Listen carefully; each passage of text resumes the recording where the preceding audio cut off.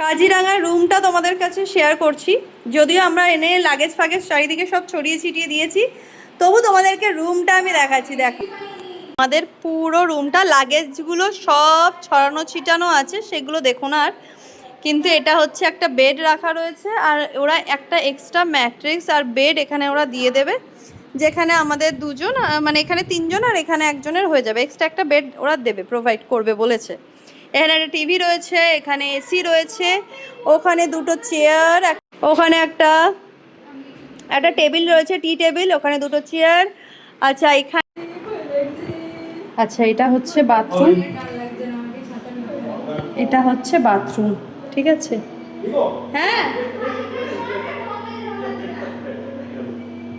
হ্যাঁ, এখানে রয়েছে সাবান কেস, এটা রয়েছে বাথরুম।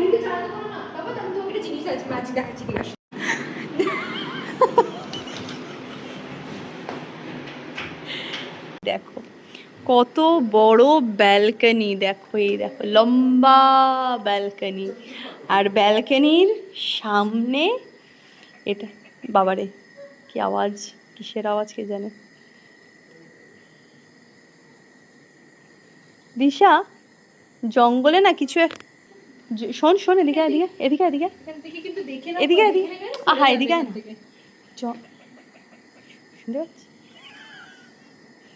শুনতে পাচ্ছিস আওয়াজ, কিছু একটা আছে এখানে।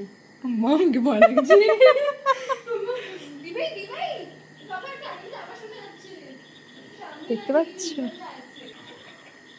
শুনতে পাচ্ছ?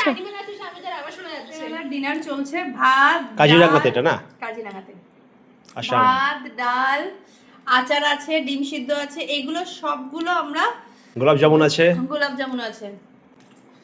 যখন ওখান থেকে বেরিয়েছিলাম, মানে রেস্টুরেন্ট, মানে তোমার ম্যারিয়েট থেকে যখন বেরিয়েছিলাম, তখন ওখান থেকে আমরা কিছু খাবার প্যাক করেই নিয়ে এসেছিলাম। তো রাস্তায় আর খাইনি, কারণ এত দূর জার্নি করেছি।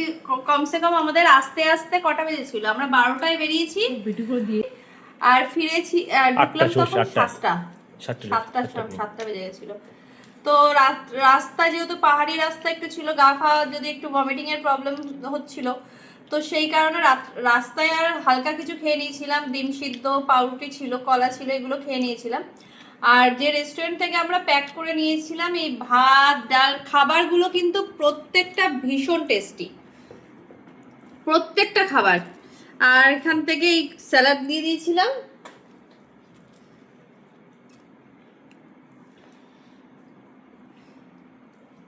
এই হচ্ছে আমাদের রাত্রেবেলার ডিনার খাবার।